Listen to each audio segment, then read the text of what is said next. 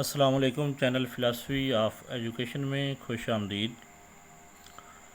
Lecturer education की तैयारी के लिए इम्पॉर्टेंट एमसीक्यूज़ जो हैं वो डिस्कस कर रहे थे हम। पिछले लेक्चर में या पिछली वीडियो में हमने एजुकेशनल साइकोलॉजी के इम्पॉर्टेंट एमसीक्यूज़ जो हैं जो कि लेक्चरर एजुकेशन के पेपर में पूछे जा सकते हैं वो डिस्कस किए थे। तो आज इसका जो नेक्स्ट है एजुकेशनल साइकोलॉजी के बाद जो नेक्स्ट सब्जेक्ट आज हम डिस्कस करने जा रहे हैं वो है एजुकेशनल लॉ।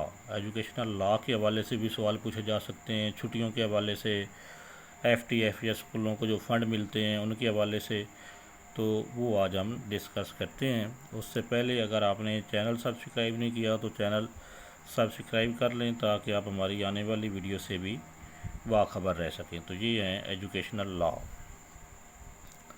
ये इम्पॉर्टेंट क्वेश्चन है और इनमें से बहुत से क्वेश्चन जो हैं वो पास्ट पेपर में भी पूछे जा चुके हैं। Question number 1, the system of the rules that a society और government develops over time in order to deal with business agreement and crime is called law, rules, regulation या ऑल ऑफ द अबव। तो इसका right answer होगा law. Law is a combination of rules and regulations, custom and traditions, values and contract, or all of the above। तो इसका right answer है all of the above। Question number 3, the law which have no flexibility, imperative law, commercial law, criminal law, law of contract। तो इसका right answer होगा imperative law। Question number 4 है law that regulate everything from buying a ticket to trading। Ticket से लेकर trading तक जो होता है लॉ, तो इसको हम कहते हैं law of contract. Option C इसका राइट आंसर होगा। Question number 5, list of rules and regulations related to education is called. जो एजुकेशन से रिलेटेड लॉज एंड रेगुलेशन होते हैं उनको हम क्या कहते हैं? तो उसको कहा जाता है एजुकेशन कोड।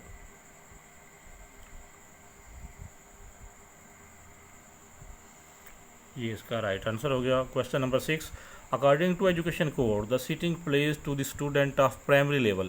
प्राइमरी लेवल पर एक स्टूडेंट के लिए कितनी कम से कम जगह होनी चाहिए? 0.3 square metre, 0.6 square metre, 0.9 square metre या 1 स्क्वायर मीटर। तो इसका राइट आंसर है 0.6 स्क्वायर मीटर। ये ऑप्शन इसका राइट होगा। Question number 7, at college level the sitting place of the student should be 0.9 square meter, 1 square meter, 1.2 square meter और 1.6 square meter। तो इसका राइट आंसर होगा option C 1.2 square meter। Question number 8, if two brothers or sister are studying in the school, the of the second will be, the fee of the second will be 1/3, half, 2/3 या full. तो half fees होती है। अगर बहन भाई दो पढ़ रहे हूँ तो दूसरे की फ़ीस जो है वो रूल्स के मुताबिक, एजुकेशन कोड के मुताबिक हाफ फीस होगी। Question number 9, FTF stand for.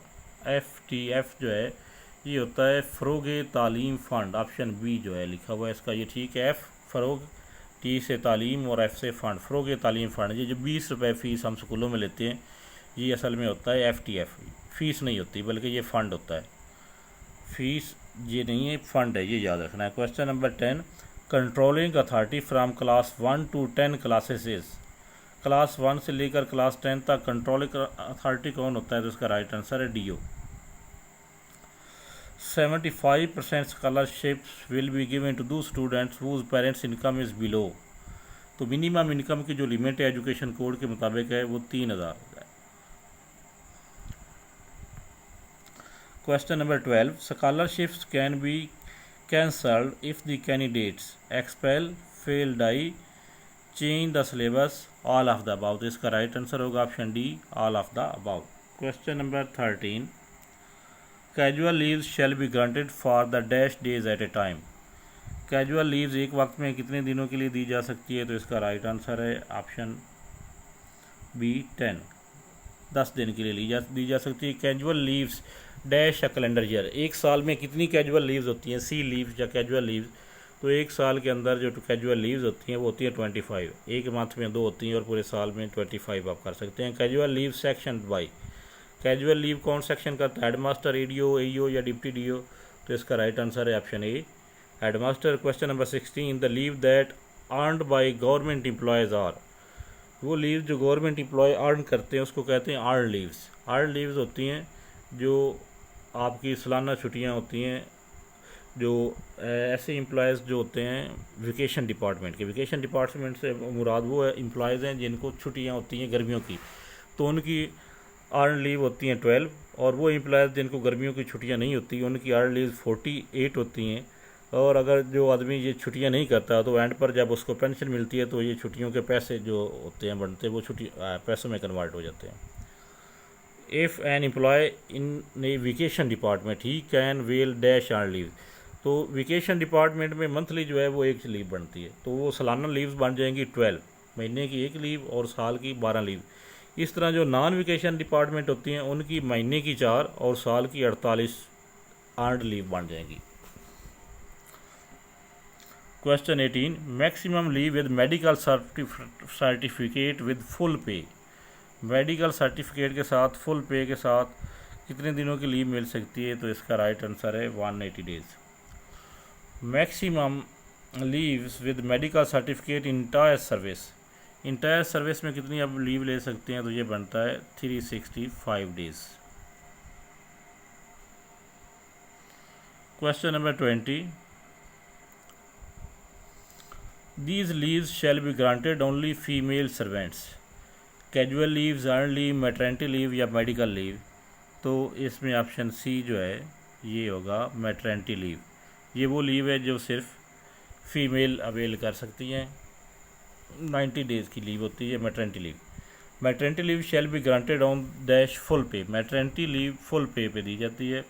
In case a female in non vocation department the maternity leave will be granted for dash time 3 time, अगर वो नॉन वोकेशन डिपार्टमेंट में है तो वो 3 टाइम जो है वो मैटरनिटी लीव ले सकती है female. The length of maternity leave is 90 days, maternity leave जो होती है जब बच्चे की पैदाइश होती है तो उस वक्त जो फीमेल है उनको जो छुट्टियां मिलती हैं तो वो विद फुल पे मिलती हैं, मतलब जो 3 मंथ की उनको छुट्टियां मिलती है और उसकी उनको पे भी साथ मिलती रहती है। और अगर वो नॉन वोकेशन डिपार्टमेंट में है तो वो 3 बार जो है वो ये लीव अवेल कर सकती हैं। For extraordinary leave EOL, extraordinary leave को हम EOL भी कहते हैं, और civil servant should have the dash year service, तो एक्स्ट्रा ऑर्डिनरी लीव लेने के लिए आपकी मिनिमम सर्विस जो है वो 10 साल होनी चाहिए। एक्स्ट्रा ऑर्डिनरी लीव्स के लिए मिनिमम सर्विस जो है वो 10 साल से कम सर्विस होगी तो फिर आप ये लीव नहीं ले सकते। Extraordinary leave may be granted to civil servant at a time without pay, 5 year के लिए ये मिल सकती है आपको, और ये विदाउट पे मिलेगी, मतलब वो आप लीव लेंगे तो आपको पे भी नहीं साथ मिलेगी। Question number 25, study leave will be on dash pay along with the study allowance, ये होगा हाफ।